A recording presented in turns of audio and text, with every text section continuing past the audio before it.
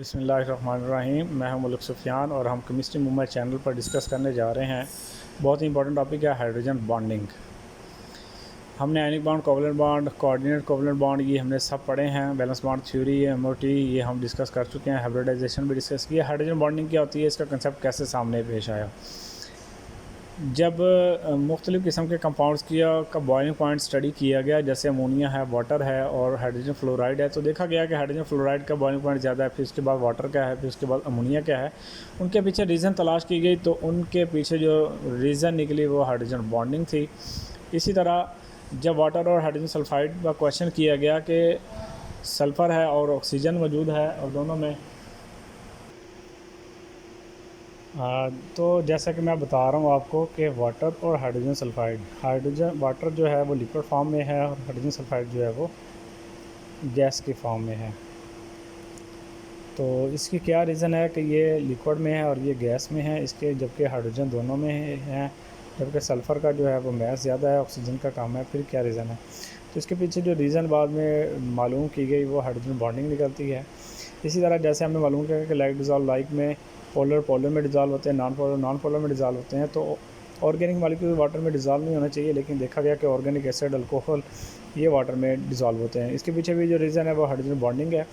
तो इसके लिए फिर एक नई टर्म यूज़ की गई कि हाइड्रोजन बॉन्डिंग मौजूद होती है, जिसकी वजह से इसकी प्रॉपर्टीज़ में फ़र्क आता है मज़ीद मॉलिक्यूल्स की। हाइड्रोजन बॉन्डिंग हो सकती है फ्लोरीन, नाइट्रोजन, ऑक्सीजन और कुछ क्लोरीन में भी हो सकती है।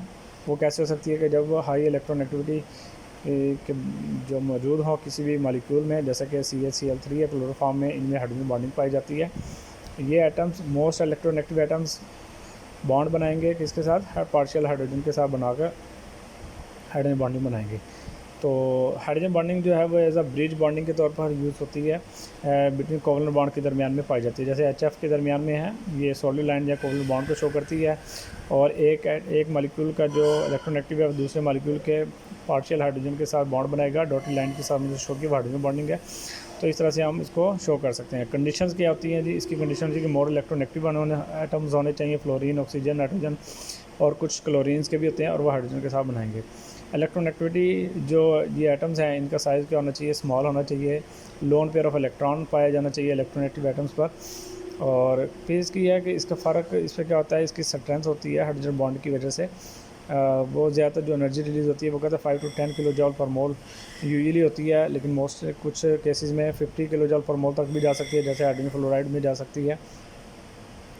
HF का बॉन्ड सबसे ज़्यादा स्ट्रॉन्गेस्ट होता है, और सॉलिड में अगर हाइड्रोजन बॉन्ड पाया जाता है और गैसेज में पाया जाता है तो वो बॉन्ड जो सॉलिड में पाया जाता है वो ज़्यादा स्ट्रॉन्ग होता है इन केस ऑफ गैसेस के।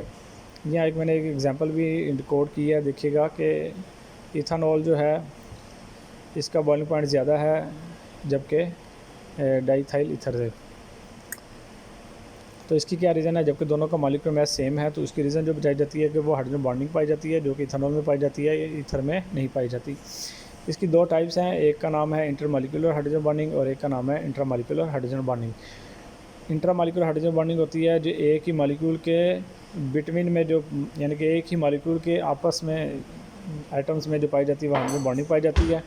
और इसके लिए कुछ कंडीशंस होती हैं कि वो रिंग जो है वो प्लेनर फॉर्म में होना चाहिए, 5 to 6 मेंबर रिंग्स होना चाहिए, और इनके दरमियान जो डिस्टेंस हो यानी कि जो इसका स्ट्रेन है वो मिनिमम होना चाहिए। तो ये मैंने एग्जांपल दिया है, ऑर्थो हाइड्रोक्सी बेंजल्डिहाइड है, इसमें ये ऑक्सीजन और हाइड्रोजन के दरमियान में हाइड्रोजन बॉन्डिंग पाई जाती है। इसी तरह ये एक मॉलिक्यूल है, इसमें भी हाइड्रोजन बॉन्डिंग पाई जाती है, chelate, chloral hydrate, perphosphate, acetic acid, ester, इनमें भी hydrogen intramolecular hydrogen bonding पाई जाती है। तो एग्जांपल वगैरह आपको आनी चाहिए, बहुत इंपॉर्टेंट है। इंटर मालिक्यूलर हाइड्रोजन बॉन्डिंग ये आपने ज़्यादातर पढ़ा होगा कि जैसे कि ये HF में है कि जिग-जैग की फॉर्म में हाइड्रोजन फ्लोराइड में हाइड्रोजन बॉन्डिंग बढ़ रही है। इंटर मालिक्यूलर है वो दो एटम्स के दरमियान में, यानी कि मुख्तलिफ एटम्स और मालिक्यूल्स होंगे जिसके दरमियान में पाई जाएगी। जैसे HF है वो दूसरे मालिक्यूल के साथ हाइड्रोजन बॉन्डिंग बना सकता है। इसकी कुछ एप्लीकेशंस होती हैं हाइड्रोजन बॉन्डिंग की, आइस फ्लोट करती है वाटर पर, और नीचे जो है वो अभी जानवर होते हैं वो ज़िंदा रहते हैं, ठंड में वो मरते नहीं है। उसकी क्या रीज़न होती है, वो हाइड्रोजन बॉन्डिंग पाई जाती है, टेट्राहाइड्रल ज्योमेट्री बन जाती है, पैकिंग सही हो जाती है, उसमें से जो है ना वो टेम्परेचर जो है वो नीचे फ्लो नहीं करता, और इस तरह से नीचे वाला पानी जो है वो नॉर्मल रहता है, वो ठंडा नहीं होता। ये अमोनिया है, हाइड्रोक्साइड है, अल्कोहल है और इसी तरह बेंज़ोफिनोल है। ये एक तरह की हाइड्रोजन बॉन्डिंग रखते हैं।